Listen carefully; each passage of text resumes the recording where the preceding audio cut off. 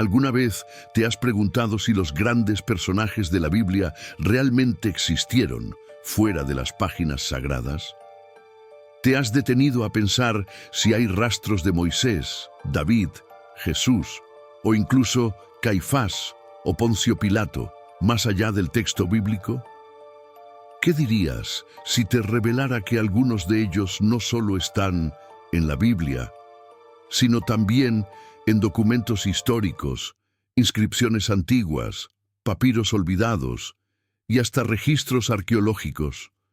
Y si te dijera que muchos de los nombres que leíste en tu Biblia fueron confirmados por la ciencia, por la historia y por piedras que hablaron desde el polvo del tiempo, que hay ruinas que susurran sus nombres, sellos que grabaron su autoridad y tablillas que los mencionan como figuras reales, entonces entenderías que Dios ha dejado señales más allá del papel, que su palabra no solo es verdad en lo espiritual, sino también en lo tangible, y que cada descubrimiento que el mundo moderno encuentra termina una y otra vez testificando lo que la Biblia ya dijo siglos atrás.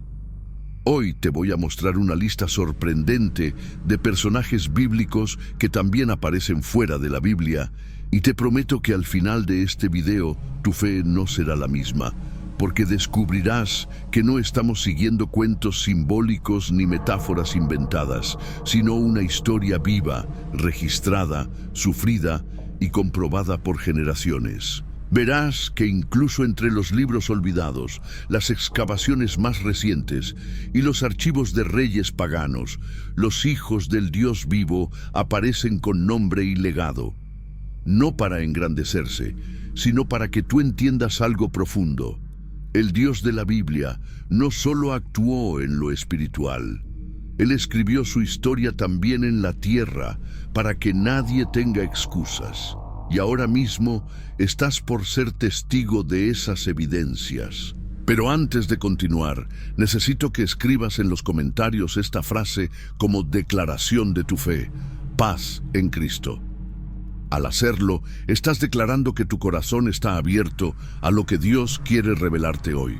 Estás abriendo una puerta espiritual y además estás ayudando a que este mensaje llegue a más personas que lo necesitan. Dale me gusta ahora mismo a este video. No es un simple clic, es un acto de evangelización. Porque cada vez que tú reaccionas, YouTube muestra esta enseñanza a personas heridas, solas y con el alma sedienta de respuestas. Y tú podrías ser el instrumento que Dios use para tocar a alguien hoy. Muchos creyentes no tienen una iglesia cerca. Muchos están en hospitales, cárceles, en hogares destruidos, buscando una señal. Por eso este canal existe y por eso necesitamos que tú seas parte activa de este ministerio digital. Por eso te invito ahora a suscribirte al canal si todavía no lo hiciste, porque así como el arca de Noé fue un refugio en el diluvio, este canal es un refugio para muchos en medio de su tormenta. Reflexiona por un momento en esto. Si hay registros históricos que confirman la existencia de personajes como el rey Ezequías, el sumo sacerdote Caifás o el gobernador romano Poncio Pilato, ¿qué dice eso de las promesas que hicieron? ¿Y si cada palabra que ellos pronunciaron fue también parte de un plan mayor? ¿Y si esas pruebas no fueron descubiertas por casualidad, sino que estaban ahí, esperando el momento en que tú las verías, para que tu fe dejara de ser frágil y se convirtiera en certeza? Porque muchos que no creen en la Biblia se escudan diciendo, no hay pruebas. Pero cuando las piedras hablan, cuando los sellos antiguos graban nombres bíblicos, ya no hay argumento válido para negar la verdad. Y eso es exactamente lo que vamos a ver hoy. En los próximos minutos te llevaré a través de 8 casos impactantes de personajes que aparecen en la Biblia y también fuera de ella. Verás fragmentos arqueológicos, citas de historiadores antiguos y conexiones que quizás nunca imaginaste, pero que cambiarán la forma en la que lees tu Biblia y sobre todo la forma en la que ves la fidelidad de Dios a lo largo del tiempo. Quédate hasta el final, porque la penúltima enseñanza de hoy contiene una revelación clave que puede abrir una puerta espiritual sobre tu vida. Y solo los que llegan hasta ahí la recibirán. Así que comenta ya mismo: paz en Cristo. Suscríbete si no lo hiciste y prepárate, porque lo que estás a punto de descubrir puede ser la señal que tu alma estaba esperando desde hace años. ¿Estás listo? Entonces, comencemos este viaje revelador. Cuando pensamos en la crucifixión de Jesús, el nombre de Poncio Pilato resuena como uno de los protagonistas más controversiales. Gobernador romano de Judea, fue el encargado de interrogar a Jesús, de escuchar las acusaciones de los líderes religiosos y finalmente de autorizar su muerte en la cruz. Su papel en el relato bíblico es determinante, pero lo que pocos saben es que su existencia no solo está registrada en los evangelios, sino también en inscripciones oficiales del Imperio Romano que han sido encontradas por arqueólogos modernos. Uno de los descubrimientos más impactantes ocurrió en 1961, en la antigua ciudad de Cesarea Marítima, en Israel. Durante unas excavaciones, los arqueólogos hallaron una piedra de caliza tallada que llevaba una inscripción en latín dedicada al emperador Tiberio, firmada por Poncio Pilato, prefecto de Judea. Este hallazgo, conocido como la Piedra de Pilato, fue la primera prueba arqueológica que confirmó con exactitud la existencia de este personaje fuera de la Biblia. Y esta piedra no solo valida el nombre de Pilato, sino también su título y función durante la época exacta en la que Jesús fue crucificado. Es una de esas piezas que el Señor deja escondidas por siglos hasta que llega el momento en que el mundo necesita recordarlas. Una prueba silenciosa de que lo que muchos consideran mitología o leyenda, en realidad es historia documentada. Pero, ¿por qué es tan importante que Pilato haya existido? Porque su rol no fue el de un simple gobernador. Fue el representante directo del poder romano, la figura que tuvo que elegir entre la presión de los líderes judíos y su propia conciencia. Fue el hombre que, aun sabiendo que Jesús era inocente, lo entregó al castigo más brutal por miedo al desorden social. Es decir, Pilato representa al ser humano que se enfrenta a la verdad y decide mirar hacia otro lado. Y si él existió, si su nombre quedó grabado en piedra, si su mandato coincidió perfectamente con los eventos bíblicos, entonces la cruz también fue real. El juicio también fue real. El sufrimiento también fue real. Y eso significa que el amor que Jesús manifestó al no defenderse también fue absolutamente real. ¿Qué nos enseña esto?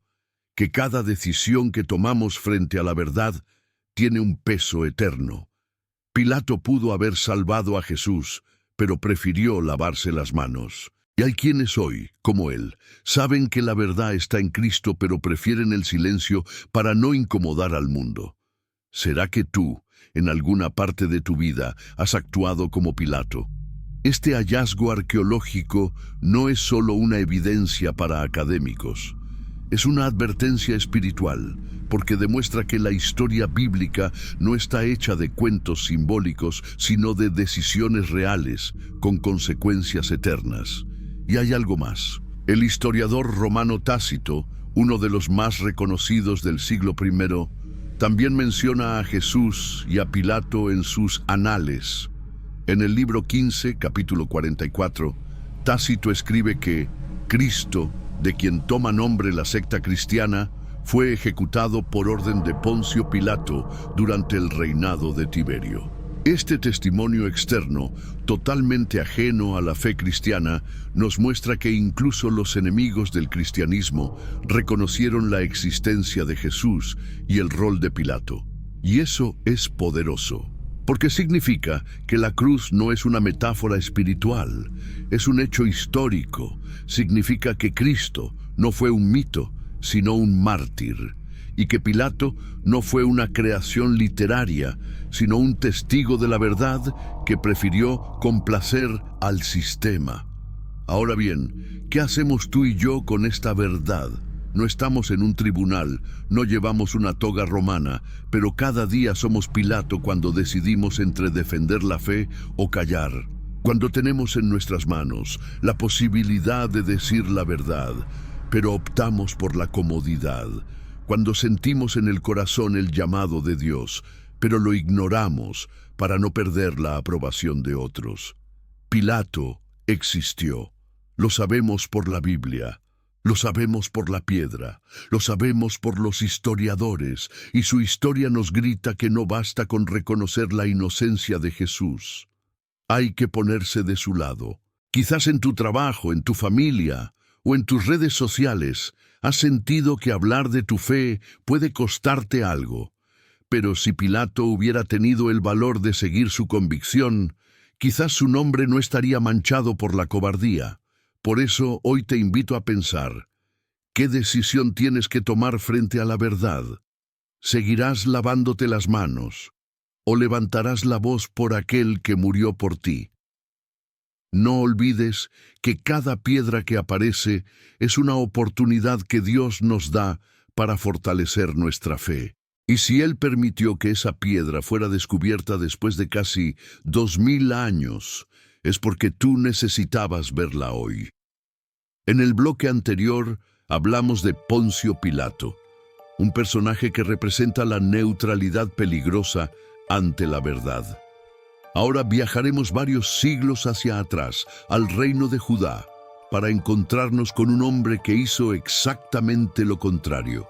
Se aferró a la fe incluso cuando todo parecía perdido.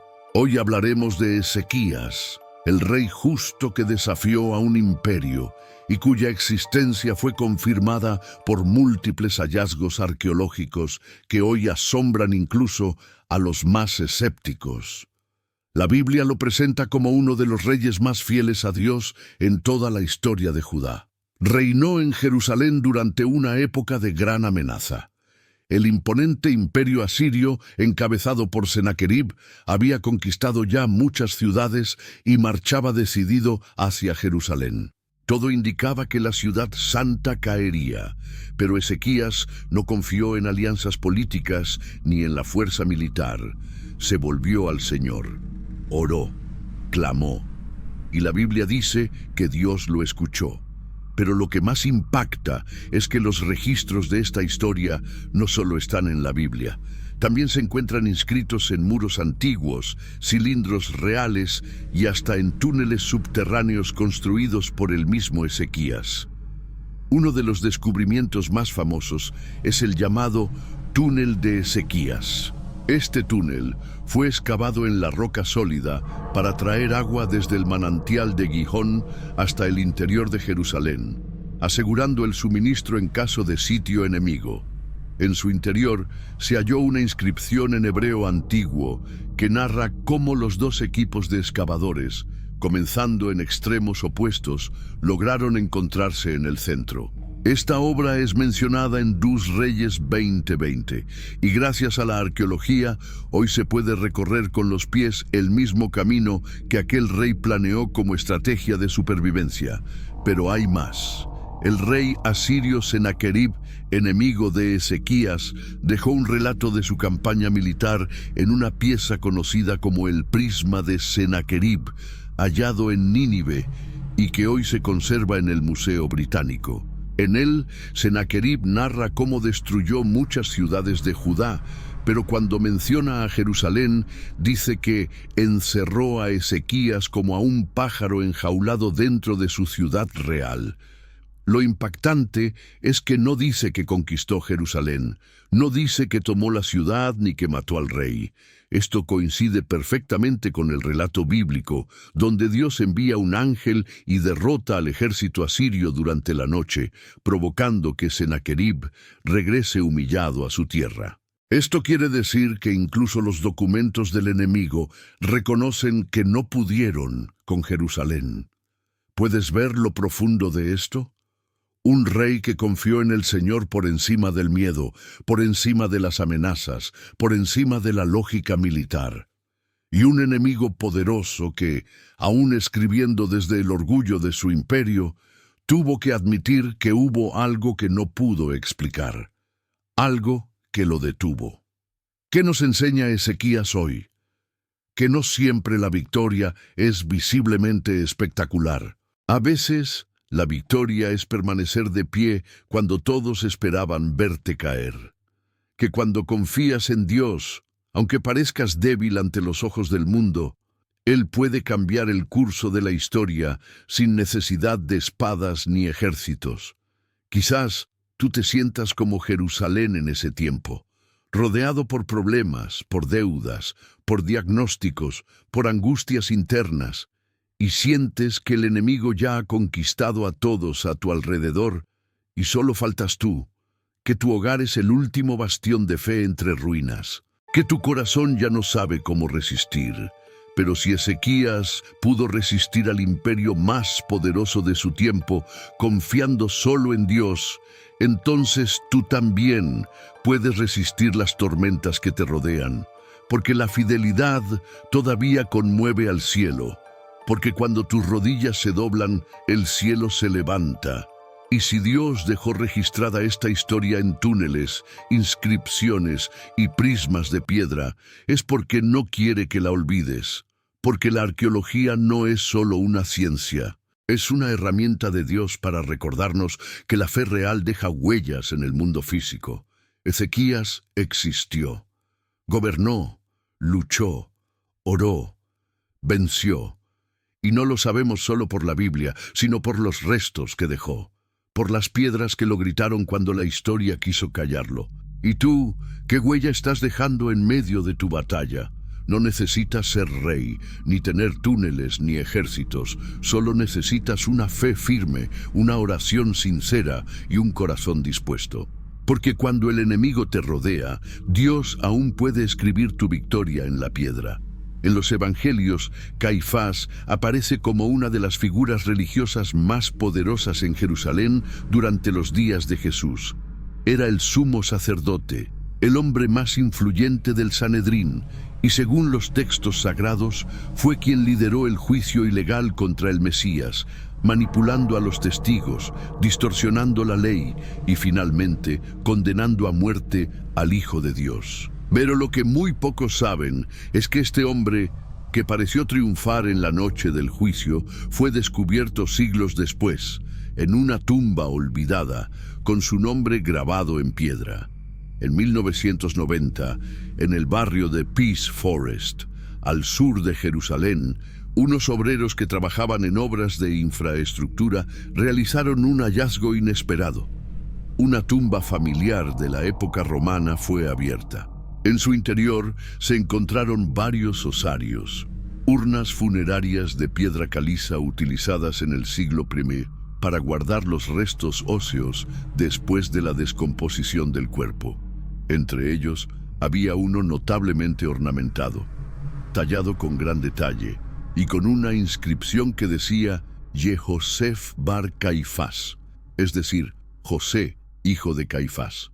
Los estudios arqueológicos y epigráficos confirmaron que este osario pertenecía al mismo Caifás mencionado en el Nuevo Testamento. Todo coincide: la datación, la ubicación, el estilo de los grabados y el nombre, que era muy poco común en esa forma compuesta. ¿Qué significa esto? Que el hombre que condenó a Jesús, que creyó haber eliminado al problema con una sentencia secreta durante la madrugada, terminó siendo uno de los primeros personajes bíblicos cuyos huesos fueron literalmente descubiertos en nuestra era. El mismo que en el Evangelio de Juan pronunció la frase: «Conviene que un solo hombre muera por el pueblo», justificando la muerte de Cristo por razones políticas, fue finalmente identificado por su nombre exacto, no en un manuscrito, sino en una tumba real. ¿Y qué nos dice esto a nosotros hoy? Que nadie escapa de la verdad, que las decisiones espirituales tienen consecuencias físicas, que todo aquel que se opone al plan de Dios, aunque parezca triunfar por un momento, termina siendo parte de una historia que testifica en su contra. Caifás no fue simplemente un personaje en un libro. Fue un hombre de carne y hueso, que usó su posición espiritual para ejecutar una injusticia, y fue precisamente su posición lo que hace aún más grave su falta, porque no era un ignorante del pueblo, era el representante de la ley, el encargado de velar por la pureza del culto, el hombre que debía señalar al Cordero, no sacrificarlo por conveniencia, y sin embargo, la profecía se cumplió incluso a través de su dureza, porque sin saberlo, Caifás preparó el camino para la redención. Él selló la cruz, pero no pudo sellar la tumba vacía. Este hallazgo arqueológico es estremecedor. Nos recuerda que el poder no es eterno, que los rostros arrogantes terminan siendo polvo y que Dios siempre encuentra una forma de mostrar que su palabra se cumple. El osario de Caifás es un testimonio de que incluso los enemigos de Cristo no fueron ficticios ni simbólicos. Fueron reales, vivieron, gobernaron, se opusieron y hoy, desde la muerte, siguen confirmando la veracidad de los evangelios que tanto intentaron silenciar. ¿Y tú? ¿Has usado tu voz para levantar el nombre de Jesús o has guardado silencio cuando era el momento de defenderlo? Caifás es la imagen del liderazgo espiritual corrupto, del poder religioso que olvida la misericordia. Y su historia es una advertencia para todos nosotros, porque su nombre no fue olvidado, fue grabado en piedra y luego exhumado como prueba de que Dios no deja sin respuesta las injusticias. ¿Te das cuenta de lo que eso significa? Que cada decisión que tomas como creyente está siendo observada. Que Dios registra cada acto, incluso cuando nadie más lo ve. Que la historia puede tardar siglos en hablar, pero cuando lo hace, grita con fuerza lo que la palabra ya había anunciado. Caifás condenó al justo, pero no pudo escapar del juicio eterno, y eso nos invita a reflexionar. ¿Estamos usando nuestra posición, nuestros talentos, nuestra voz para acercar personas a Jesús o para alejarlas? Hoy, su tumba no es solo una reliquia, es un altar de advertencia, una piedra que recuerda que nadie puede tocar lo sagrado con burla y salir ileso. Hay nombres en la Biblia que parecen pertenecer a personajes secundarios, casi anecdóticos, pero que en realidad encierran misterios profundos. Uno de esos nombres es Balaam, el profeta extranjero que aparece en el libro de Números, contratado por el rey Balac para maldecir al pueblo de Israel mientras avanzaba por el desierto. Y sin embargo, en lugar de maldecir, Balaam termina profetizando bendición, porque dice que no puede hablar otra cosa sino lo que Dios le ponga en la boca. Su historia es compleja. Aunque Dios lo usa para pronunciar verdades proféticas, también se le recuerda por haber corrompido a Israel con el pecado de Baal Peor, según el libro de Números y más tarde el Apocalipsis. Es, por tanto, una figura ambigua, usada por Dios, pero con un corazón dividido. Un hombre de influencia espiritual, pero de intenciones dudosas. Y durante siglos, muchos pensaron que Balaam era simplemente un personaje simbólico, una construcción literaria para ilustrar la tensión entre la obediencia a Dios y la codicia humana, hasta que las piedras hablaron. En 1967, en la antigua ciudad de Deir al-Bala, en el territorio de lo que hoy es Jordania, un equipo de arqueólogos descubrió una pared de yeso que contenía una larga inscripción en escritura aramea. Esta inscripción, que data aproximadamente del siglo VIII a.C., les menciona por nombre a Balaam, hijo de Beor, el mismo título que la Biblia le da. La inscripción dice lo siguiente: la visión de Balaam, hijo de Beor, un hombre vidente de los dioses. Así dijo Balaam, y los dioses vinieron a él durante la noche y le hablaron. La mención directa a Balaam como vidente, como receptor de revelaciones divinas, y el uso del mismo patronímico, hijo de Beor, son evidencias tan precisas que los expertos no dudan de que se trata del mismo personaje bíblico. Pero lo más impactante no es solo su nombre, es el hecho de que un personaje bíblico haya sido mencionado fuera de la Biblia, en un texto pagano, con respeto y reverencia.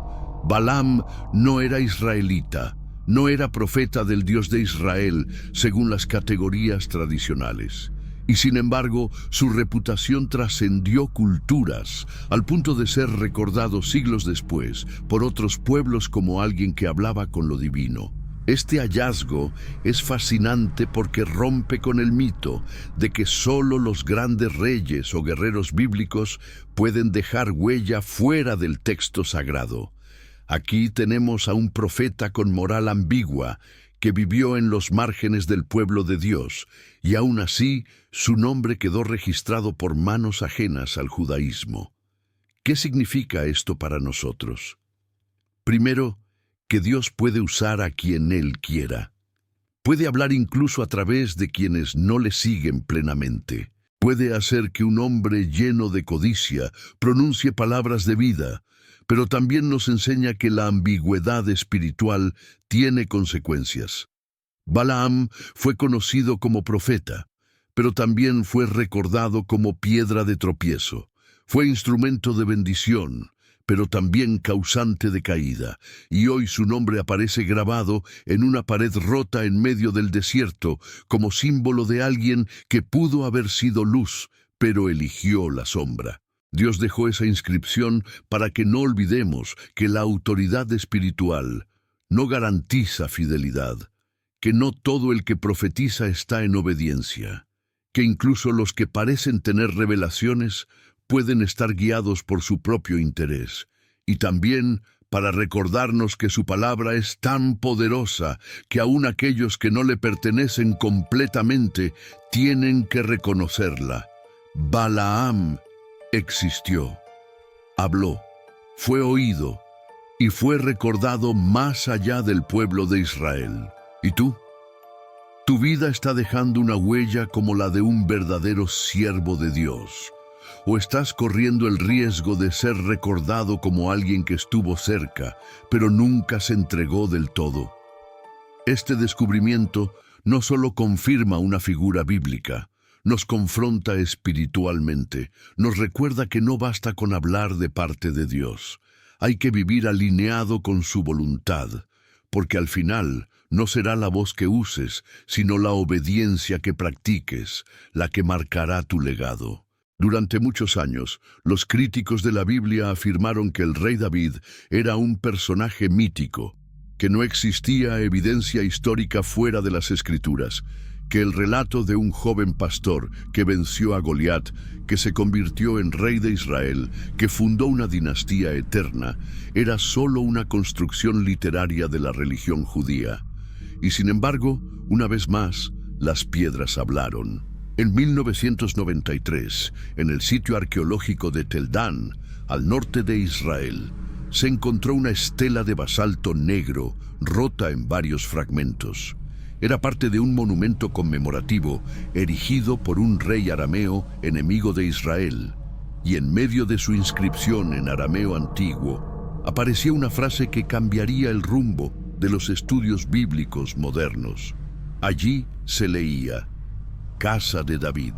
Esta inscripción, conocida hoy como la Estela de Tel Dan, es la primera prueba arqueológica que menciona por nombre a la dinastía del rey David fuera de la Biblia. El autor del texto se jacta de haber vencido a un rey de Israel y a otro de la casa de David, lo cual confirma que la línea dinástica fundada por David era reconocida incluso por los enemigos de Israel. Pero esto no es todo. En años recientes, excavaciones en la ciudad de Jerusalén han revelado estructuras monumentales, fortificaciones, inscripciones y hallazgos que coinciden con el periodo de tiempo en que David habría reinado. Aunque algunos aún debaten sobre la magnitud de su reino, Lo que ya no se puede negar es que David existió y que su nombre fue usado como referencia histórica en los registros de otros pueblos. ¿Y por qué esto es tan importante? Porque si David fue real, entonces las promesas hechas a él también tienen un fundamento real. Dios le prometió que no faltaría descendiente suyo en el trono, que de su linaje vendría el Mesías y que su casa perduraría para siempre.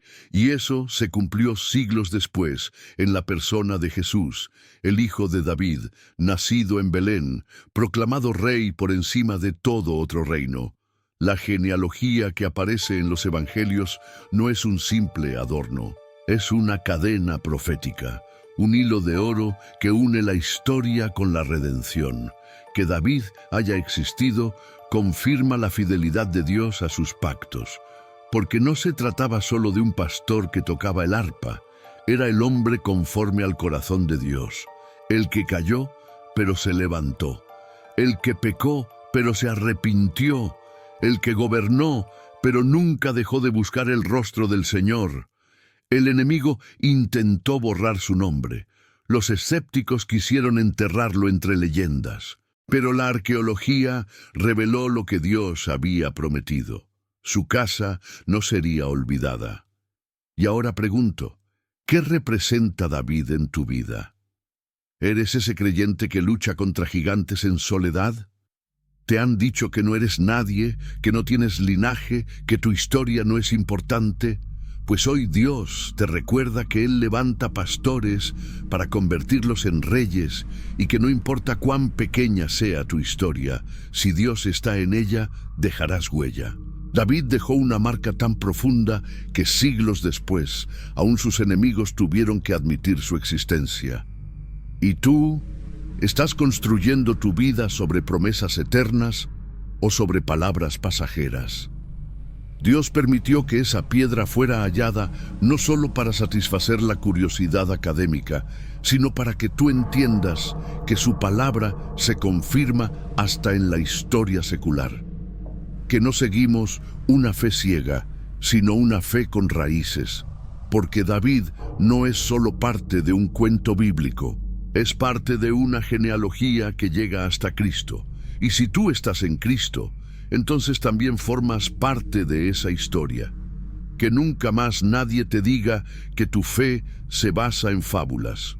El nombre de David está escrito en piedra, y tú estás escrito en el libro de la vida. Cuando hablamos de poder, imperio y soberbia en las Escrituras, pocos nombres se repiten tanto como el de Nabucodonosor. Fue el monarca que llevó a cabo la conquista de Jerusalén, que destruyó el templo de Salomón, que deportó a miles de judíos hacia Babilonia y que se convirtió en el protagonista de uno de los juicios más extraños de la Biblia: perder su mente y vivir como una bestia hasta que reconociera la soberanía de Dios. El libro de Daniel lo retrata como un hombre que, a pesar de ser pagano, fue confrontado directamente por el poder de Jehová. Soñador, conquistador y finalmente humillado por la grandeza divina. ¿Pero fue Nabucodonosor un personaje real? ¿Existen registros históricos que lo mencionen fuera del texto bíblico? La respuesta es sí, y no son pocos. Nabucodonosor II, hijo de Nabopolassar, es uno de los monarcas más documentados del mundo antiguo. Gobernó Babilonia desde el año 605 al 562 a.C. Y su nombre aparece en decenas de textos cuneiformes, monumentos, estelas, cilindros y relieves, muchos de los cuales han sido encontrados en las ruinas de la antigua Babilonia, hoy en territorio iraquí. Uno de los más famosos es el cilindro de Nabucodonosor, una pieza de arcilla con inscripciones en escritura cuneiforme, donde el rey describe las construcciones que llevó a cabo, sus campañas militares y su devoción por los dioses de Babilonia. Si bien no menciona directamente la destrucción del templo de Jerusalén, confirma su existencia, su poderío militar y su expansión hacia el oeste, región donde se encontraba Judá. Además, registros babilónicos conocidos como las Crónicas de Babilonia también en cuneiforme, relatan año por año los movimientos militares de Nabucodonosor, incluyendo su campaña en la región de Palestina y la toma de Jerusalén en el año 597 a.C., lo que coincide con el relato bíblico en 2 Reyes 24 y 25. Pero hay más. Las ruinas del palacio de Nabucodonosor en Babilonia, así como los famosos jardines colgantes, una de las 7 maravillas del mundo antiguo, son testimonio físico de la magnitud de su poder y riqueza. Aunque la Biblia lo retrata en su soberbia, la arqueología lo confirma como un gobernante real, imponente y ampliamente recordado por su pueblo y por sus enemigos. Y es precisamente eso lo que nos debe hacer reflexionar.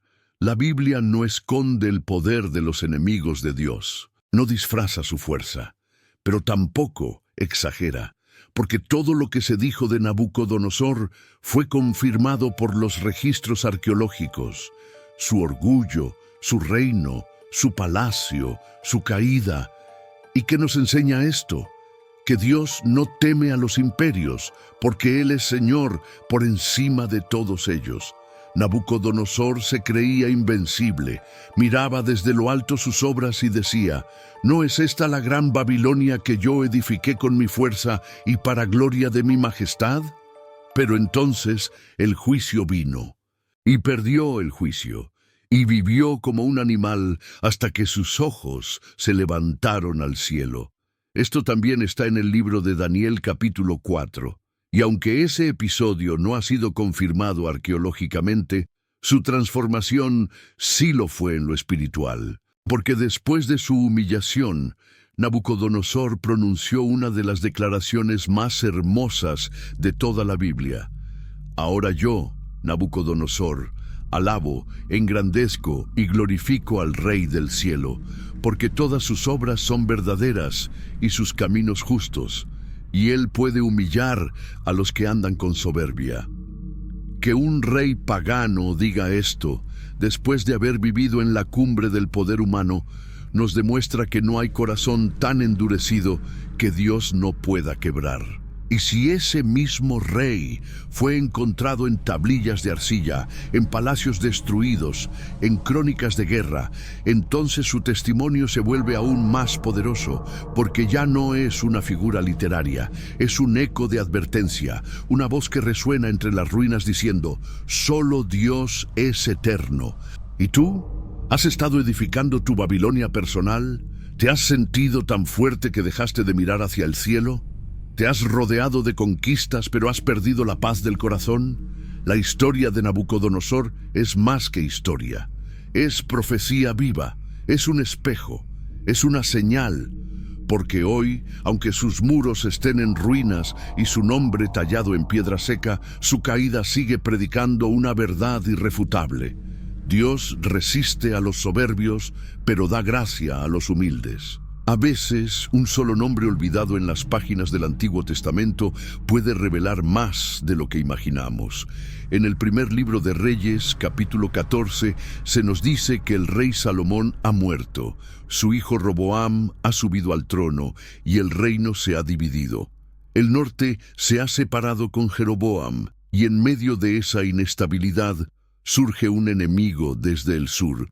La Biblia dice que el faraón egipcio llamado Shishak invadió Judá en el año 5 del reinado de Roboam, saqueó el templo de Jerusalén y se llevó los tesoros que Salomón había acumulado, incluyendo los escudos de oro. Esta historia, contada brevemente en las Escrituras, parecía un simple relato de derrota para muchos estudiosos modernos, hasta que, una vez más, las piedras hablaron. En las ruinas del templo de Karnak, en Luxor, antiguo Tebas, Egipto, se descubrió una extensa inscripción mural que detalla una campaña militar del faraón Sheshonq I, fundador de la dinastía 22, también conocido como Shishak en la Biblia. Esta inscripción, que cubre parte del muro sur del templo de Amón, incluye una lista de más de 150 ciudades y territorios conquistados en la región de Canaán. muchos de los cuales coinciden con las localidades del antiguo reino de Judá y de Israel. Aunque Jerusalén no aparece mencionada explícitamente, la lista incluye ciudades cercanas y estratégicas de Judá, y la cronología encaja perfectamente con el año 925 a.C., que corresponde al reinado de Roboam. Además, las fuentes egipcias describen la magnitud de la campaña y el botín traído de regreso a Egipto, lo cual concuerda con el relato bíblico sobre los tesoros del templo y del palacio. Este hallazgo arqueológico confirma que el faraón egipcio existió realmente, que lanzó una campaña militar en Canaán y que los reinos hebreos fueron afectados directamente por su poder. No es solo una coincidencia, es una conexión directa entre la historia bíblica y los registros externos. ¿Y por qué esto es tan relevante? Porque una vez más, se demuestra que los relatos bíblicos no son mitos inventados, sino narrativas ancladas en contextos históricos reales. Que el templo fue saqueado, que los escudos de oro existieron y que Judá fue humillada por no seguir los caminos del Señor. El contexto espiritual es profundo. El ataque de Shishak fue permitido por Dios como castigo al corazón dividido de Roboam y del pueblo. Es un recordatorio de que cuando el pueblo de Dios se aleja, incluso sus enemigos parecen prosperar. Pero también es una prueba de que Dios no esconde sus correcciones. Las deja escritas, registradas, documentadas para que generaciones futuras aprendan de los errores pasados. Shishak no era parte del pueblo de Dios, no conocía el pacto, pero fue instrumento de juicio, y aún así, su nombre quedó grabado en piedra, no para exaltar su gloria, sino para confirmar la fidelidad de Dios a su palabra, incluso cuando esa palabra trae disciplina. Reflexiona por un momento. ¿Cuántas veces has sentido que los enemigos avanzan y tú retrocedes? ¿Cuántas veces los tesoros que Dios puso en tus manos han sido robados por falta de vigilancia espiritual? ¿Cuántas veces el templo de tu corazón fue saqueado porque descuidaste la oración, la obediencia, la consagración? El relato de Shishak no solo habla de un faraón, habla de un pueblo que se alejó, de un templo que fue profanado, de una advertencia que aún hoy tiene eco. Y sin embargo, aún en medio del saqueo, Dios no destruyó por completo a Jerusalén, porque su promesa era mayor que el castigo, porque su amor era más profundo que la desobediencia. Y eso también debe llenar tu corazón de esperanza. A veces, Dios permite que algo se nos quite, no para destruirnos, sino para despertarnos, para recordarnos que el verdadero tesoro no está en los escudos de oro, sino en el temor a su nombre. Y si el nombre de Shishak fue hallado en piedra, si su campaña fue registrada en los muros de un templo pagano, es porque Dios quiere que tú, siglos después, reconozcas que Él nunca dejó de tener el control.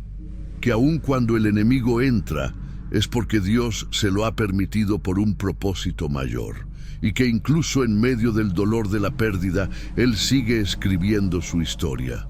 ¿Has dejado que algo ajeno tome lo que es sagrado en tu vida? ¿Estás listo para reconstruir, no con oro humano, sino con obediencia y fuego del cielo? La invasión de Shishak quedó en los muros de Egipto, pero el arrepentimiento puede quedar hoy en el altar de tu corazón. En los evangelios hay un nombre que provoca inquietud desde la primera vez que se menciona: Herodes el Grande, no por su poder militar, ni por sus obras arquitectónicas, sino por un acto atroz que ha estremecido a generaciones de creyentes: la matanza de los niños inocentes.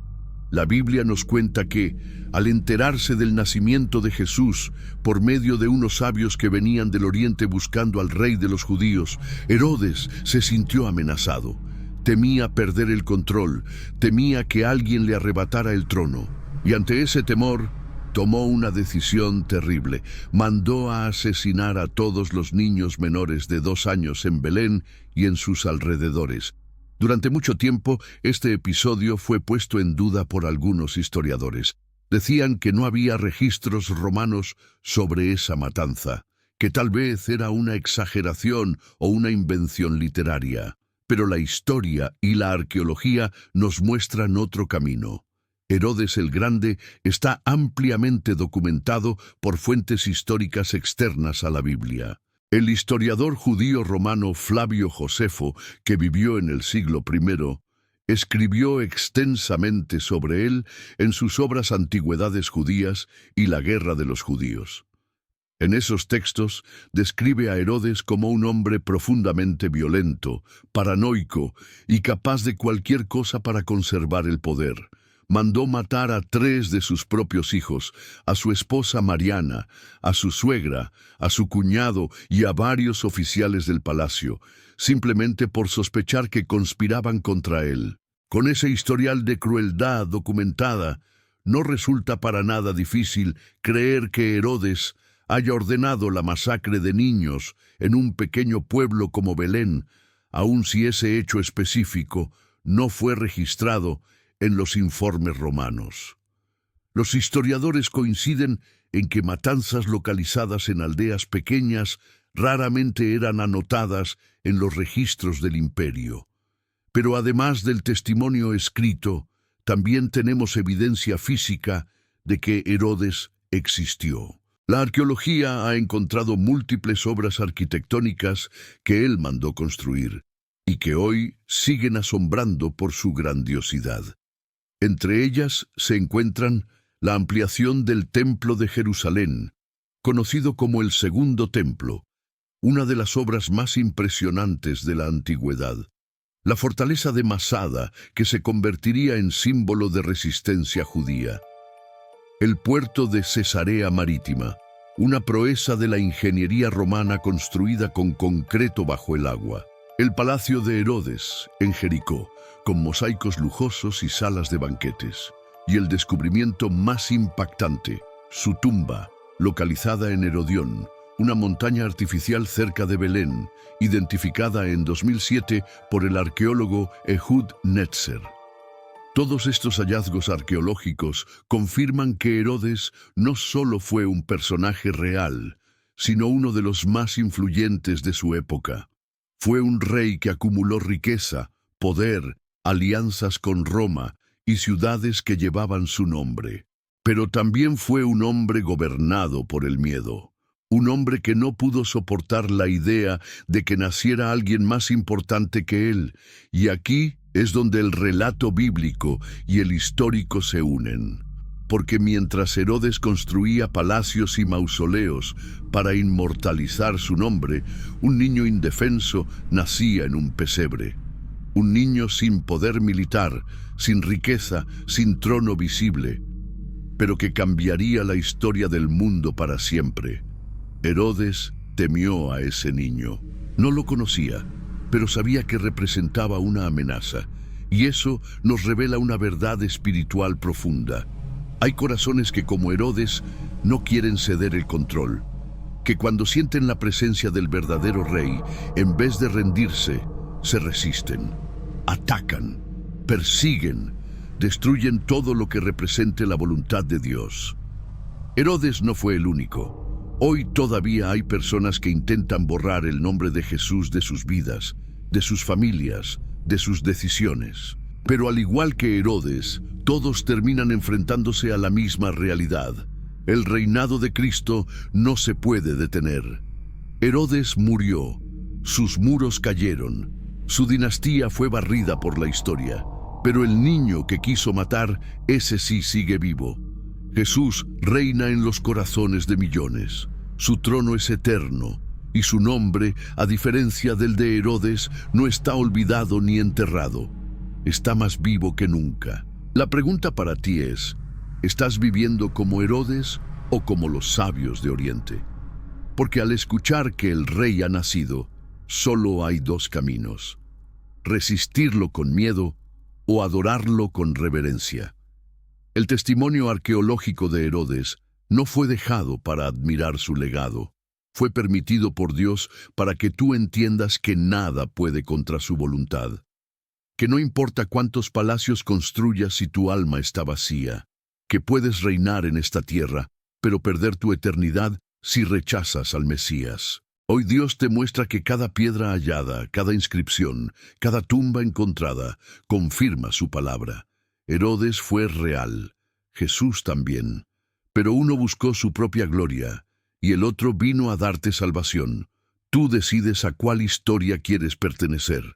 Si llegaste hasta aquí, no solo escuchaste un video, emprendiste un viaje, uno profundo, transformador y revelador. A lo largo de este recorrido, descubriste que la Biblia no es una colección de cuentos antiguos ni metáforas simbólicas. Es historia, es verdad, es testimonio divino escrito con palabras y también con piedras. Hoy conociste a Poncio Pilato, a Ezequías, a Caifás, a Balaam, a David, a Nabucodonosor, a Shishak y a Herodes el Grande. Todos ellos fueron figuras claves en los relatos bíblicos, pero también fueron seres reales, confirmados fuera de las Escrituras por arqueólogos, historiadores y registros grabados hace miles de años. Lo que la Biblia dijo de ellos, el mundo moderno apenas empieza a entenderlo. Y eso tiene un significado espiritual profundo. Porque si estas personas realmente existieron, si sus nombres quedaron marcados en muros antiguos, en inscripciones reales, en tumbas selladas y en cilindros de barro, entonces lo que hicieron también fue real. Y si sus acciones fueron reales, entonces las promesas, advertencias y juicios que aparecen en la Biblia también lo son. No hay espacio para la duda. El mensaje es claro. Dios ha hablado a través del tiempo, de la historia, de la ciencia, de la arqueología. Ha dejado señales para que sepas que no estás siguiendo una fe ciega, sino una fe firme, sólida y comprobada. Y si Él fue fiel en cada página de la historia, también será fiel contigo. Por eso, si llegaste hasta este punto, quiero felicitarte, porque no todos permanecen. No todos soportan una enseñanza larga. No todos tienen el corazón dispuesto para recibir lo que el Espíritu Santo quiere decir. Pero tú sí, tú estás aquí, y eso te hace diferente. Escríbelo en los comentarios. Quiero saber quiénes son los que caminan hasta el final. Comenta esta frase. Yo llegué hasta el final porque tengo hambre de la verdad. Esa frase será como una declaración de tu alma, una manera de levantar la mano y decir, aquí estoy, Señor, sigo escuchando y me comprometo contigo. Ahora, escucha con atención. Cada vez que tú compartes este video, no estás simplemente difundiendo contenido, estás sembrando semillas, estás empujando puertas espirituales, estás participando en una misión, porque allá afuera hay personas confundidas, heridas, frágiles en su fe. Y este video puede ser la luz que estaban esperando. Cuando tú te suscribes a este canal, estás construyendo un altar digital, un lugar donde miles pueden venir a beber de la palabra, donde los que no tienen iglesia, ni pastor, ni consuelo, pueden encontrar voz, dirección y verdad. Alguien tiene que sostener esta obra. Y hoy, ese alguien puede ser tú. Piensa en esto. Si el enemigo usó piedras para levantar ídolos, Dios también puede usar piedras para confirmar su palabra.